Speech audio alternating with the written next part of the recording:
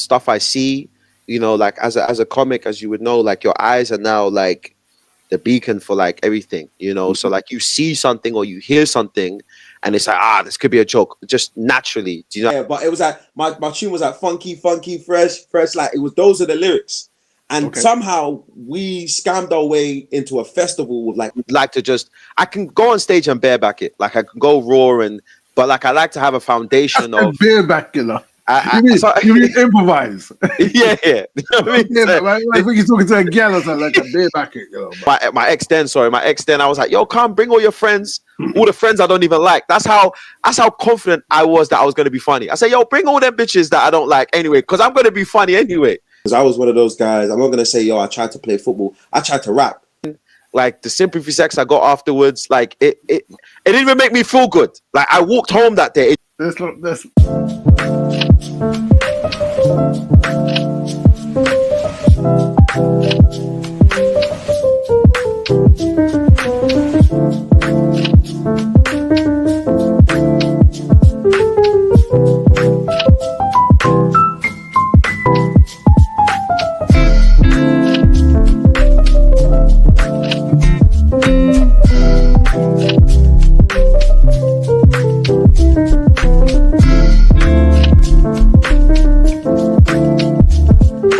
Ladies and gentlemen, welcome to another edition of Behind the Funny. This week's guest, we have Edwin Junior, one of the up-and-coming talented newcomers on the circuit.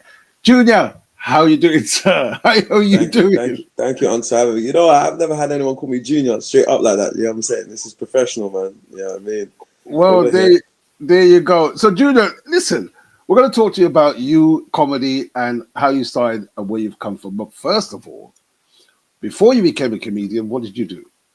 Obviously I did obviously GCSE somehow, sixth form. I finessed the system, got some grades there, ended up going uni, doing business and finance. Hated it. I did media in uni as well. I changed my course. I did media, and then obviously the uni told me, listen, hey, you got to pay 9K up front, you know what I mean, because you've done an extra year.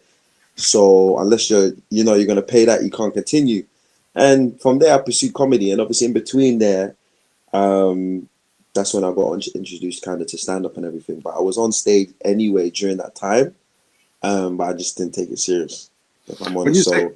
When you say you was on stage during that time, on stage doing what? What would you do? So I was hosting. So I first started hosting anything, like you name it, like take me outs, birthdays, funerals, baby showers, anything. You know what I mean? Like you name it, I could host it. Yeah, pregnancies, abortion, anything. Like I could celebrate, I could host.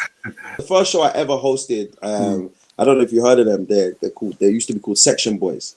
So I want to call Smoke Boys now, but they were like big like UK artists and stuff. Like they had like Chris. Did they bring out Drake at one of their shows and stuff like that? So they were like big in the UK, and I remember I hosted their show in South. That was the first time like I was introduced to like hosting this stuff, because I was one of those guys. I'm not gonna say, yo, I tried to play football. I tried to rap. You know how most boys are like, I tried to play football and got injured. I tried to do the rapping thing because there was a scheme. When you say rap, like MC rap? No, like actually like bars, everything. Like I was doing Funky House. You know the genre Funky House? Yeah, because a scheme came to my school where they like encouraged like students to do music, because my school was like a music kind of school. So they came in and then like introducing us to like drums, and then obviously introduced us to like rapping and stuff. So obviously I had my 2 bars and everything. And then there was a group of us, me and 4 others. It's somewhere on YouTube. I'm not going to send the link because I'm wearing a mad thing. Like I'm not sending the link to anyone. But if you've seen the video, I'm wearing an oversized polo, you know what I mean? Jeans. It was a mess. And hold on a minute. Hold on. What was your MC name or your rap name? What was my MC name back then? I can't remember what it was. Therefore corny. I can't remember what my MC name was. But it was like my tune was like funky, funky, fresh. Like it was those are the lyrics. And somehow we scammed our way into a festival with like 8,000 people. Like Ollie Murs, the Saturdays were all on this festival, and they put us on like to open and stuff. And we did that. And I was like, okay, cool. We let the fame get to our head, because this was like back then. So like white girls, oh my God, you're amazing. You know what I mean? And then I realized I can't rap. Do you know what I mean? But through the Hold on. process, Who actually said to you, "But I give this up. This is not for you, bro"? Did someone say that to you, or did you just realize? nah, it was mad hard. Do you know what I mean? And I didn't have any like guns or anything. You know what I mean? I didn't know rappers that they needed that in it. Like they needed the swag, the money. I didn't have that. So I was just like, this is kind of hard. Do you know what I mean? Like, so I was like, I had to give up on that. I told myself, I humbled myself. I said, this is long. You know what I mean? Like I have to continue like rapping, but this is long. And then obviously rappers are always with girls. I didn't have girls back then. So I was like, nah, I can't do this, man. This is long. This is just hard, man. Okay. So the rap career, it just what? It took a ending, or what? I humble myself because, like I said, rappers, they get the girls, the cars, you know what I'm saying? Everything like that. I didn't have any of that, you know. So I was rapping about stuff I couldn't relate to. So I was like, this is not for me. You know, this is kind of long. You know what I mean? I thought it was just a given. I thought, yo, like, I could rap the same. So I was, nah, it was just long. I tried it. It wasn't for me, you know. So, but I always kind of knew. I say I knew, but my mom was always like, "Yeah, you're gonna be on a screen, you know, doing something." So, you know, But you stand up did- wasn't in the equation then at all. Right, It wasn't like there, you know. But I liked making people laugh, so I like some things, you know. I don't know what, but you know. Where would you say then your ability to make people laugh? Where did that come from? A couple things, therefore a couple things. Therefore we can swear in that, right? Yeah, you can do what you want to do. But a couple things. It could be trauma. Do you know what I mean? It therefore could be. It could be my ADHD. I have a bit of retardedness. Definitely a few factors, man. I think obviously the ability, you know, not to stay still, like, you know, the class clown kind of aspect. Like I wasn't like a mad nuisance to like people around me, but like I just like making people smile, you know, Okay. and just randomly telling jokes. Like, you know, how most people get into comedy, they think they're funny, and then they're like, okay, cool, I'm gonna try to be a comedian, but you just telling jokes in the playground, the normal stuff, you know. Those were the funniest days in school where you can just be yourself, be around the man them, you know, everyone's cussing each other, you know. I said about the ADHD thing. I actually haven't been diagnosed, but I found out that I actually am. My mom just didn't want to tell me. Um, When you say you found out, how did you find out? no, because I was reading something and I was like, I don't know why this is tough for me to read. So I called my mom and I was like, mom, I'm something wrong with me. Am I retarded? She was like, yeah, you are. I was like, wait, what? She's like, yeah, you got ADHD. And I was like, well, what do you mean I have? Since when? She's like, yeah, since you were 5. The teachers told me, but I couldn't be asked to tell you. You sure she doesn't mean dyslexic, or is it ADHD? Because they One don't. of the two. Well, ADHD hasn't been diagnosed. Dyslexic has been like she's told me I was deaf or dyslexic, but I think I'm ADHD as well because I can't stay still. So I'm probably both. Okay, so you're one of them. Well, you know something. To tell the truth, your style is like that on the stage. You can't stay still, my brother. Which is a good thing.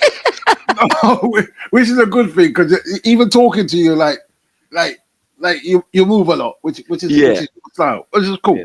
So okay, so you've done a lot of hosting. Do you enjoy hosting, by the way? That's a good question. It depends what it is. At this point now, I've kind of said no to a couple things because, like I said, I hosted everything, you know, from weddings to whatever. So for me, I prefer obviously hosting at comedy shows. That's my go-to. Okay.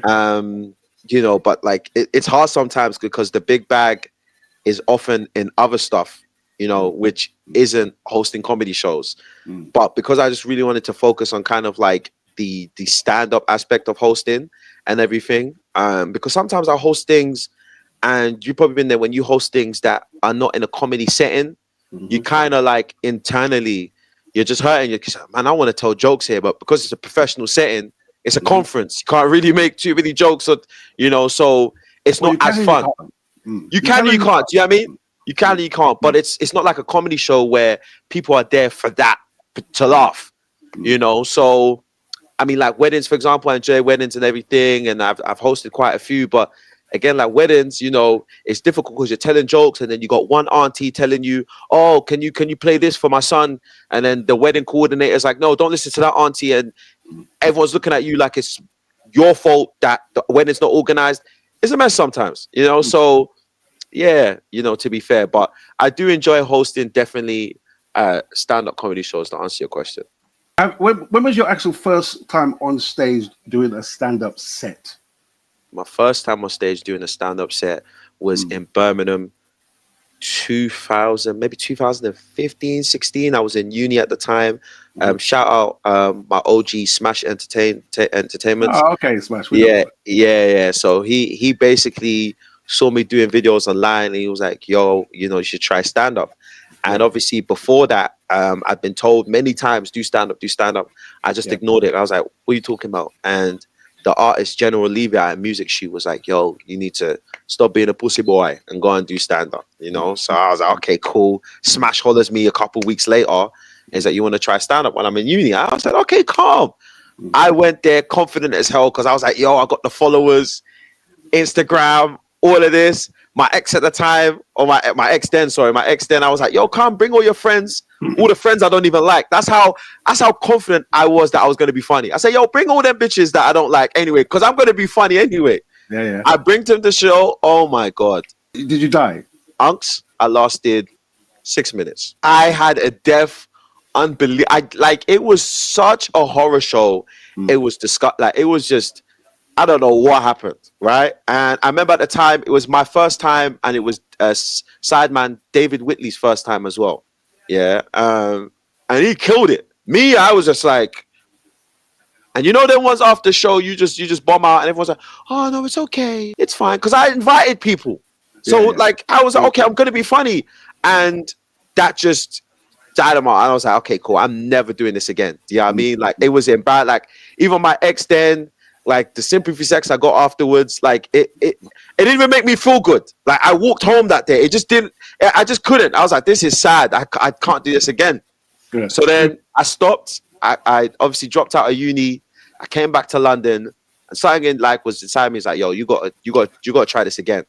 You know what I mean? Like I've got a lot of family members that work hard, don't give up on things, you know, take risks. So I was like, I have to, innit? Like this is something I feel I have to do. So I came back to London. I was like, I'm gonna put in the hours, you know. And then the first show I did in London, my second show was Junior Booker's. Okay. Shout out to OG Junior Booker. He put me when he was there in Bar 48. This was in Brixton, so Brixton, Stockwell, around them areas. That is a hellhole. Like that was like you just imagine like a small coffee shop in the middle of Brixton. You could have anyone there. Do you know what I mean? You could have crackheads, you know what I'm saying? You could have aunties who don't care about your set. They're just there to have a drink with their ladies. But that was what kind of that's what made us, man. That's what kind of made me into who I am on stage. Do you know what I mean? Them kind of spots and that. So you mentioned that you was doing videos before. What type of videos were you doing before you actually did the stand-up? It was a thing where what's it called? I was doing like comedy sketches. So I was doing comedy sketches, like relatable kind of stories, that kind of thing. And I kind of garnished, you know, a little bit of a following through that. But I'd always was like doing sketches. And funny enough, I was doing like music parody. I first started doing like music parodies. So like I would remix like popular songs and then make them into like, you know, comedy kind of songs. But then I kind of went away from that and then I went into actual sketches. And when I first started doing sketches, I was doing it in an African accent. I've never been. So I don't know what I was doing. Do you know what I mean? So I was really discovering myself. I'm trying to play an African uncle. I can't. My African accent sounds Chinese. Do you know what I mean? So I don't know what I was. It sounds Chinese. Where are you from? I'm Nigerian. I'm Nigerian. So born in UK. I was born in Germany. Okay. And I moved to the UK. My mom was born in Germany as well. Right. But it was a thing like I never went back. So like I would have before, but like my parents didn't want me to go back. Do you know what I mean? They didn't want us to go like Nigeria and stuff like that. You know. So even though they were raised there, a lot of like African parents, you know, they come to the UK, they're like, oh, better life, that kind of thing. Which I always cuss my mom to this day because I'm like, you know, you didn't teach us the language, you didn't bring us back. But there were reasons for that. There were obviously deeper reasons for that, etc., etc. So obviously I'm going back there soon. But essentially, I was trying to mimic this like African uncle on stage, you know, and that wasn't me. Do you know what I mean? So Yeah, yeah. like I had to like discover who I was and do stuff that I related to. Do you get what I'm saying? So So, did you find that the difference between performing on the internet, or shall I say, social media, compared to doing it live? oh, it's a big difference. It's Mm. a big difference. Like as people say, like when you record on your phone, you can stop, delete, edit. Stand up is like that instant reaction. Yeah. So it's a little bit different. Of Mm. course, it's much different. Do you Mm. know? But I'm blessed because like I'm able to work both skills. So sometimes it's like I might have a skit idea that's better as a bit in stand up, and vice versa. I might have a stand up bit that is probably better as a sketch. So I kind of do the So at the two. So moment, you're working both mediums, live, yeah, stand up, and you're still active on social media. Yeah, yeah. I'm writing and stuff like that. So yeah. which is good. Where'd you get your inspiration from? From a lot of things, man. Like how I first inspiration to start, or like just in general, like every day, like In general, everyday inspiration to do skits, inspiration to write comedy. Where does yours come from? a numerous amount of things from like conversations, Okay. like having banter with friends, stuff I see, like as a comic, as you would know, like your eyes are now like the beacon for like everything, so like you see something or you hear something and it's like, this could be a joke just naturally. Do you know what I mean? I have like a funny mom. Do you know what I mean? Like she's like the same version of me. Do you know what I Okay. mean? So she inspires me. My stepdad as well. Do you know what I mean? My siblings. Um, Great comics as well. I'm a fan of comedy. So I love seeing great comedy. I like to enjoy great comedy. So I have a lot of inspirations, man, to be fair. And just living. I think that's the key. I think just living is just the best thing. I think. And When you actually write your comedy, do you write out the whole joke? Do you use bullet points? How do you formulate a joke for you? so like it took me, I'm still kind of discovering different ways and kind of how to write, but I think the best way I'm having fun with now is like I can't write the joke fully. Sometimes I can, but I like to just have a foundation because I don't like to just. I can go on stage and bareback it, like I can go raw but like I like to have a foundation A of. bareback killer. I, You mean so, you mean improvise? yeah. You know what I mean? So, I think you're talking to a gal or something like a bareback it, man. no. For the kids that are watching, it's a bareback. So when we for people watching, it's like for comics they either like write everything out Yeah. or they bareback it and go raw. And I think I like to kind of be in between because one thing I've realized is that my best jokes come when they sound like a conversation. So they sound like they're talking. So the greats that I grew up with, or even the OGs that I see, like yourself, the junior bookers, the abs, the truth, you guys have the ability on stage. You just sound like you're talking. You don't sound like you've wrote the joke out. So to be able to do that, and that's where my best bits have come from, where like it just sounds like I'm having a conversation, so to be able to do that, you can't really, you don't write out a conversation or a conversation you're gonna have with a friend. You kind of just say it. So the way to do that is maybe you have bullet points and then you go on stage and then just try it out, and just let it all out. So that's kind of, I'm in between. I like bullet points, but I don't like to just properly write everything down because it's not natural. You know what I mean? So Where have been your best moments then to date in doing comedy? my best moments. This is gonna sound weird as hell funny, but it's like there's some shows where I do absolutely awful, where I'm like, this was such a learning like curve for me. Like I'm so glad I went through this, because yes, there's great shows and stuff, for example, or great moments. I've opened for a few people and everything like that. But it's those shows where it's just been an absolute disaster where I'm like, that made me a better comic. So like I needed that. Do you know what I mean? So I look at like the good and bad. Do you know what I mean? I look at the shows where like and in the moment, trust me, I wanted to kill myself. I was like, I don't want to do this anymore. Do you know what I mean? But as a comic, you wake up the next morning and like, no one cares, bro. You had a bad show. Who like no one gives a fuck. Like it's not Yeah. that deep. You're gonna like get on with your life. Because my saying now is like the pressure kind of taken off me when I go on stage now, because I'm like, if I have a bad day at work, you know what I mean? Some audience members, they go to work, they don't always have a good day. Do you know what I mean? So it's gonna happen. Yeah, we don't always have a good day at work, especially when you're going to try material. So I look at the good when I've opened up for certain comedians. Do you know what I mean? Like I've opened up for Mo as well a couple years back. You know, I've done big shows and everything like that, which is it's great. It's nice. You know, doing comedy abroad and everything like that. But also I look at the bad times when like I've bombed so hard that even a comic that was worse than me on the day was heckling me. That's when I was like, okay, all right. You know what I mean? But now looking back, I was like, I needed that because I learned something from it. Do you know what I mean? So What do you think you learned from the bombing?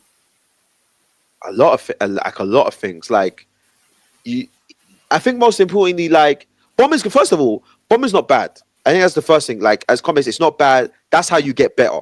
Do you know what I mean? Like because there's certain bombings. There's bombings where like, okay, cool, you're trying new stuff, it doesn't work out. But there's bombings where like you got it completely wrong. And that might be you doing your best material work the day before.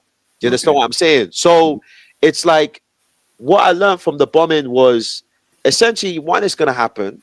You need it to happen. Two, timing is very important. And three, obviously being yourself. Do you get what I'm saying? And how sometimes when you're trying material, how you try the material. Because I think my worst bombings have come not from when I'm trying new material, when I'm actually doing material that I thought that I've been doing already, and I'm maybe a little bit more confident than I should be, or you know, I'm getting the timings wrong, or I'm not in the zone. That's when my worst bombings have come from.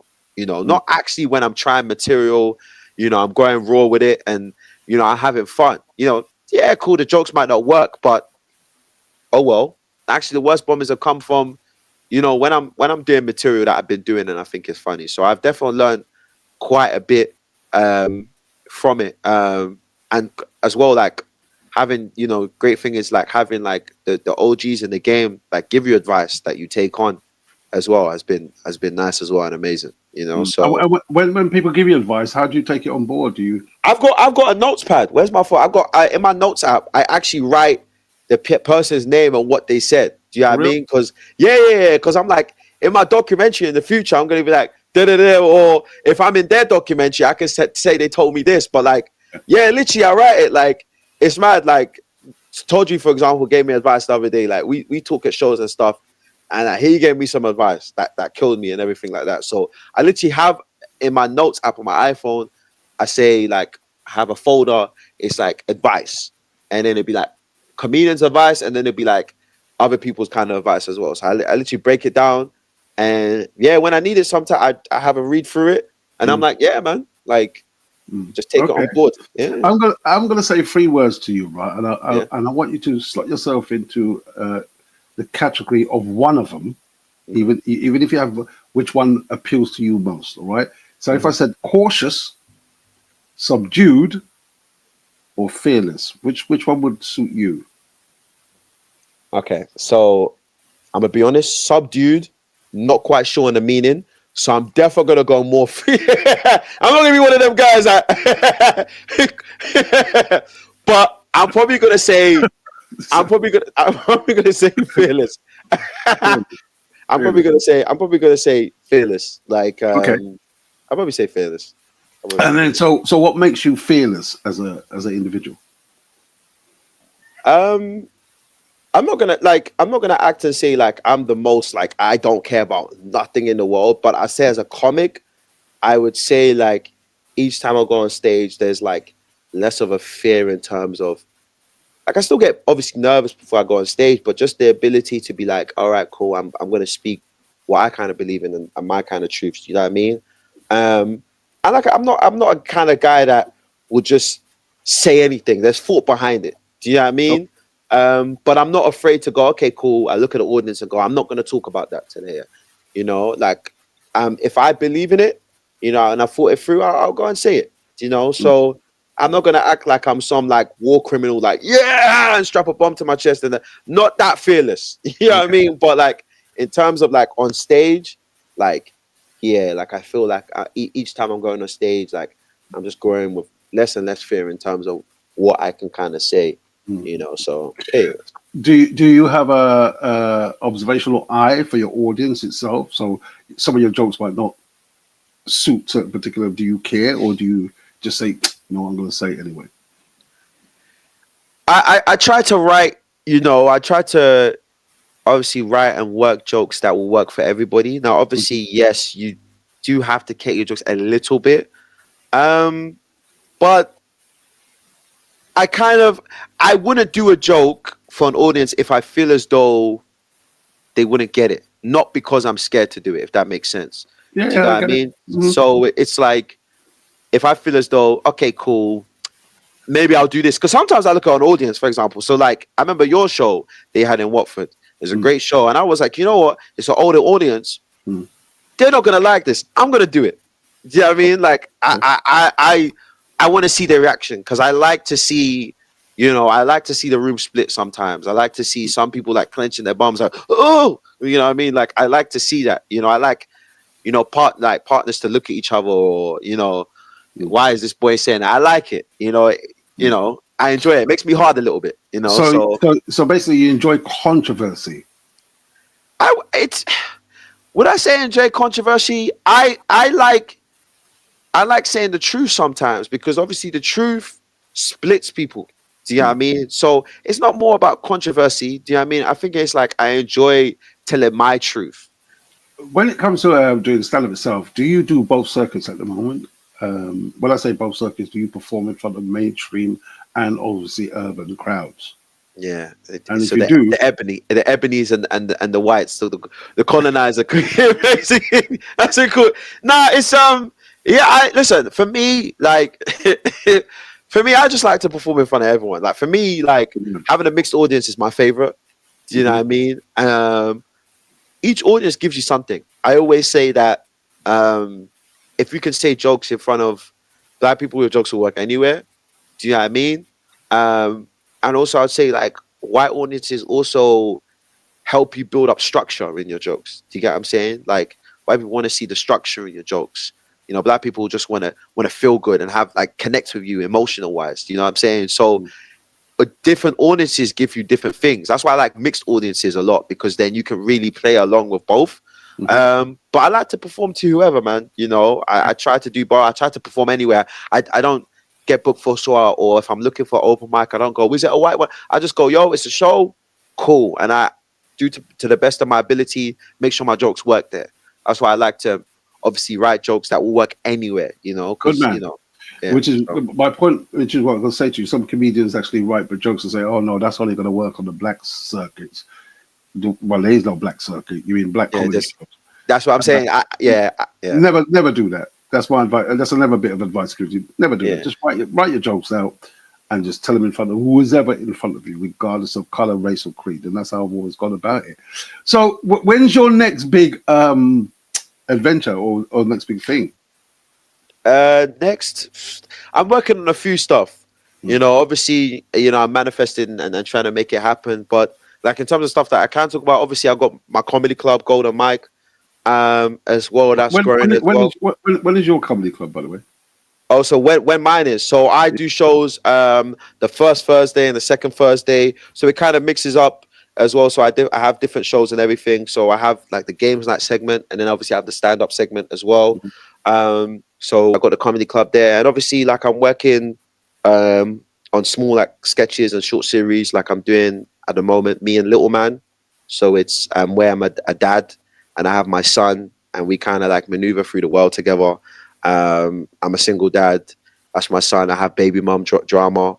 You know, all types of things, going through relationships as a young dad, to be fair. That's good. This thing with you and Little Man, you mean that's your son? Yeah, well, everyone thinks he's my son. He's not actually my son, but I might as well adopt him. I'm not gonna lie to you. Who is he then? His name's Cruz. Cruz. He's a talented guy, man. Do you know what I'm saying?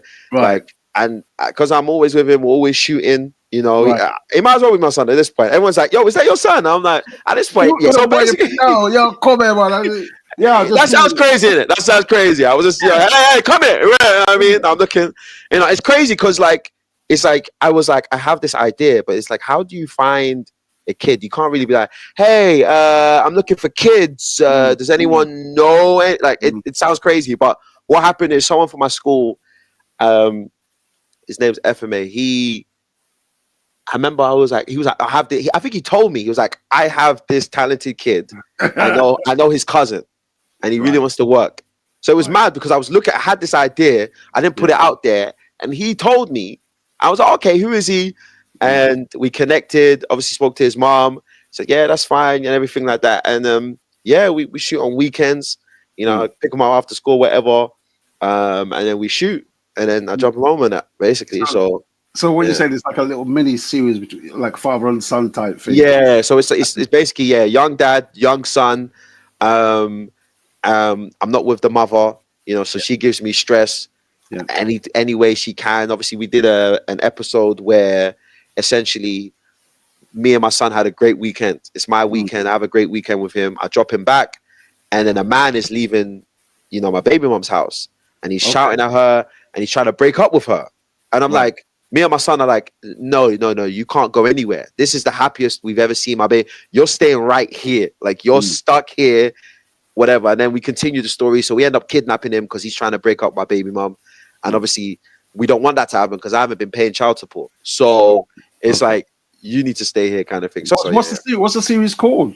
it's just called Ed and Little Man. It's just called Ed and Okay. Little Man. Ed, a little man. We'll watch Ed and that. Little Man. I've got a male bestie and boyfriend sketches series as well.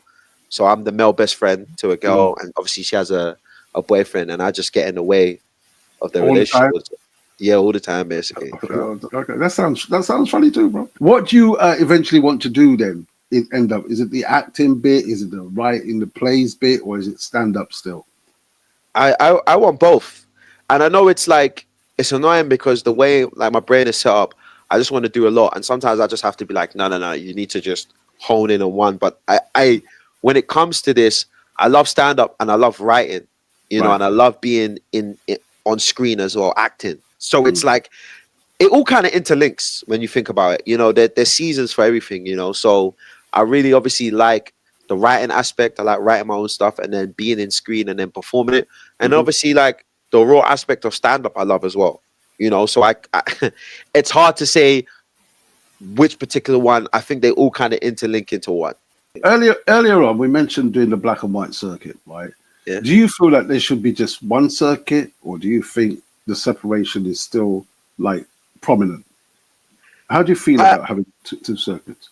I don't think it's gonna change personally. I think it's just always. I wish it was just comedy. Do you know what I mean? Like, because I know funny comics of all different kind of races that can make anybody laugh. You know, so I wish it was just one thing, but realistically, it's not gonna happen.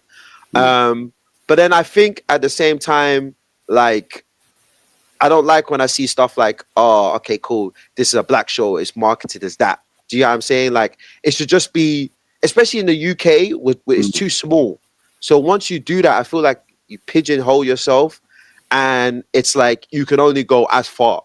Do you know what I mean? But if we marketed, for example, like this is just a comedy show, it just so happens that there's a lot of black comics on here, then I think that could potentially change things as well. Do you get what I'm saying? Because, you know, nobody on the white circuit's like, yo, this is a white circuit show, or these are white comics, you know. So I wish it was just all one. Do you know what I mean? But hey, unfortunately, it's not like that. But obviously, at the same time, I also rate the fact that, you know, when we didn't have the opportunities in the white circuit as well, we obviously made our own shows as well. Do you get what I'm saying? You know, because I feel in the white circuit, for example, like there's only so much room for people like ourselves. Do you get what I'm saying? So we had to do what we could and had to make our own shows. You know, we're doing well. I think when you come down to it, yeah, we were actually forced to make our own shows to show entertainment. However, I do aim to change that with the show that I'm doing, or should I say the shows that I'm about to be doing, by always including a white face, black face. Not that we owe them anything, but I'm just trying to create diversity so that people are aware that, look, we're all comedians. We can make you laugh regardless of race, creed, or color. I think, yeah, I understand. I think it's a good thing. I know people complain about it. Do you know what I mean? I know people are like, oh man, the whole social thing, and you know, comics have to pave their like they have to respect their dues or whatever. Like you have to go through the ranks and stuff like that. But I honestly think it's a good thing, especially like for the OGs that are talented. Mm. Because I'm like, if you showed more clips of how funny you are, because there's OGs in the game that have been doing it so long, and I'm like, why they're not getting the recognition? Because they're funnier than some of the people I see on live at the Apollo and stuff like that. So I'm like, all it takes is literally a couple clips because you're already funny. Mm. All it takes is all your recorded sets, put it in a format that people can see online, and it will take you kind of there. Honestly, I think it's a blessing. Social media, I know we cuss it out and whatever, but I think it's a blessing, man. I think you We just don't have to we use it. don't we don't cuss it out. We just say, "Oh God, we got to do it now." That's Yeah, where you can't beat them, join them. Basically, that's what we're doing. exactly. Yeah. Yeah, that's what So we're doing. I think it's a benefit, man. I think it just gives more opportunity now for people that have been working so long and haven't got the recognition. I've seen it with so many people, like they were doing stand up a while and then they started posting, and it's like now they're touring. A lot of the goats I looked up to, they were in movies, you know. So like the likes you saw Dave Chappelle and Eddie Griffin, you know, Bernie Mac, you know, Patricio, that these guys were in shows and movies. So it's like the ability to do both, you know, is a thing. And obviously most comics can probably act if they put in a little bit of work because we're already naturally funny, you know. Definitely. So yeah. So yeah, pretty What much. about going abroad? Have you been abroad? Yeah. So I've done shows abroad. Yeah. I've done shows abroad and stuff. Obviously, I just came back from New York for three Okay. months. Okay. Yeah, I went to New York to do comedy over there. That was like a crazy experience. I loved Mm. that. What, I what did definitely go what back. did what did you find? Was there a difference between the way they do comedy over there? I mean, it's the mecca. It's like the mecca of stand up. Like there's shows all the time in New York. Like there's shows from like I didn't know you could do that many shows. Like I remember the first day, I was with a comic called Jared Waters, and he took me around with him. He did like 8 shows a night. I haven't seen that before here. I was like, wait, what? I was tired by the fourth, and we're in an Uber going everywhere. And I was like, I can't. This is too much. Like, but you see how much you can do shows and everything.